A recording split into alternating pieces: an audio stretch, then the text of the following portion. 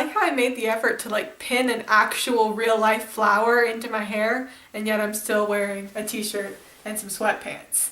Welcome to my brain! Hi everybody, my name is Michelle. Welcome back to my channel. That's my name. First name Michelle, second name, welcome back to my channel.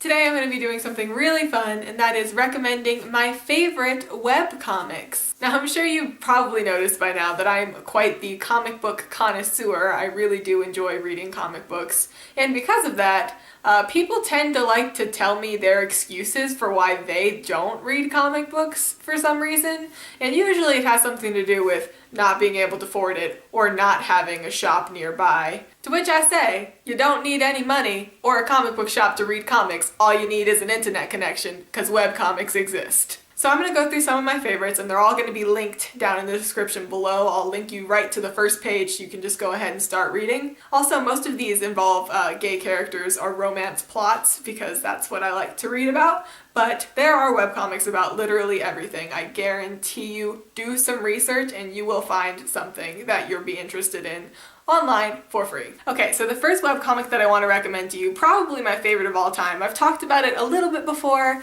but it is called Check Please, and it's by a woman by the name of Ngozi Ukazu, I think is how you pronounce it.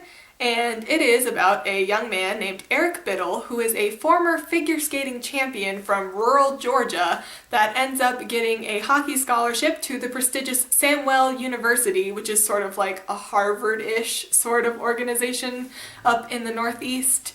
And he ends up on a hockey team with a bunch of like macho dude bro athletes, and he is such a sweetheart. He loves baking, and he has a vlog all about baking, and he is just the best, and he's so sweet and precious and adorable. And instead of shunning him for being really different, the guys on this hockey team really do like befriend him and take him under their wings, and it's so sweet and uplifting. And at first the story is mostly about Eric, or Biddy as he's called in the comic, coming to terms with his new life and his new place on this hockey team and trying to get over his fear of being checked or hit on the ice.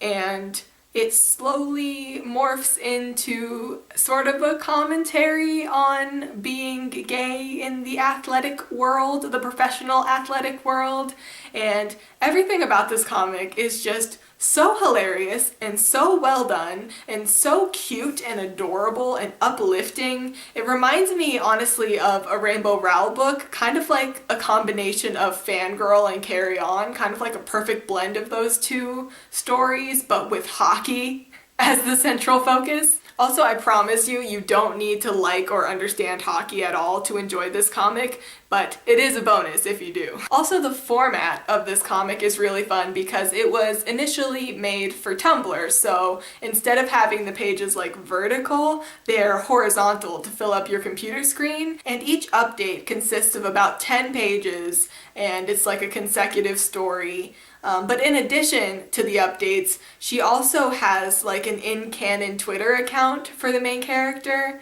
and like all kinds of blog posts and extra content and behind the scenes and all kinds of stuff that just expand upon the world and the characters, and it's just really immersive and fun to be a part of. And if you go on Tumblr the day that she updates this comic, like it'll just be flooded with Check Please because it's that good and so many people love it and it's really popular, and you should read it. It's really delightful, honestly. One of my favorite things in the entire world. So there's number one. Next up we have a comic called Always Human by Walking North. This is up on Webtoons, and it is about a futuristic world in which everybody has like modifications, like tech modifications that like change how you look and appear, kind of like Uglies by Scott Westerfeld, but like more advanced and like less invasive. And the story follows two girls named Austin and Tsunade, and Austin has some sort of disorder or disease or something that prevents her from being able to handle body modifications. And so Tsunade sees this girl, this like plain girl that just looks like a normal human person with no modification whatsoever,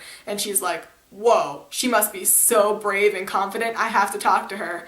And so they end up falling in love and starting a relationship, and it's really, really cute. Probably my favorite thing about this comic is that it's very true to name. All of the stories and conflicts are always so human, no matter how sci-fi or crazy the plot or the concept is behind it. Also, I really do love the formatting in this one as well, because each update is sort of like a long scroll, like an infinite scroll type deal, and the art is sort of like really detailed and watercolorish, and the backgrounds are super pretty, and it's accompanied by music, like really soft, pretty instrumental music that really fits the tone of whatever's happening in the story, and I highly recommend it. Next up, we have one that is super underrated in my opinion, and it's called Sharp Zero by Robot Sharks. This is a hella diverse story, and I do mean like in all of the ways, in like religious diversity, cultural, ethnic, sexual, gender identity, diversity, all of the diversity, and it's all seamlessly integrated.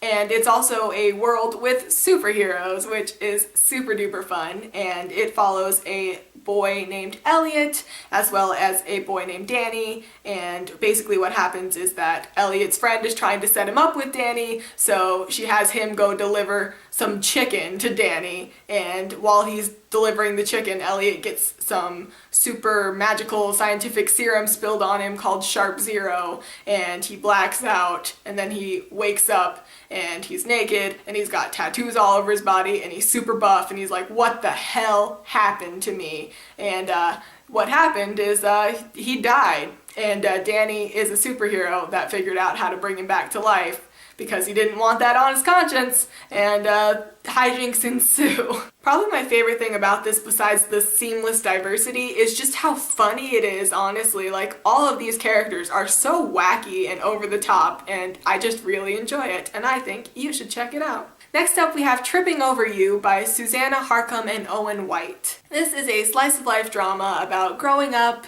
and first loves and coming out, and it revolves around two boys named Milo and Liam, and Milo has a huge crush on Liam, and they go to school together, and one day the crush is revealed, and there's all kinds of drama and hijinks, and eventually they end up together, and it's just about their life and their relationship, and it's just really, really cute and adorable. Probably the most impressive thing about this comic is the progression of the art. Like, it starts out in black and white, or white and blue to be more exact, and it slowly transitions into color over the years. And if you look at the very first page and you look at the most recent page, like, the difference is just so striking. This one in particular is a really good one to binge because the story just is all one big continuous line, and also you get that transition of art, and it's just really fun and cute and adorable, and it will put you in a really good mood if you're having a bad day. Highly recommended. Next up, we have Love Not Found by Gina Biggs. This is another futuristic setting in which we have developed enough as a society to where we are now terraforming other planets and other worlds,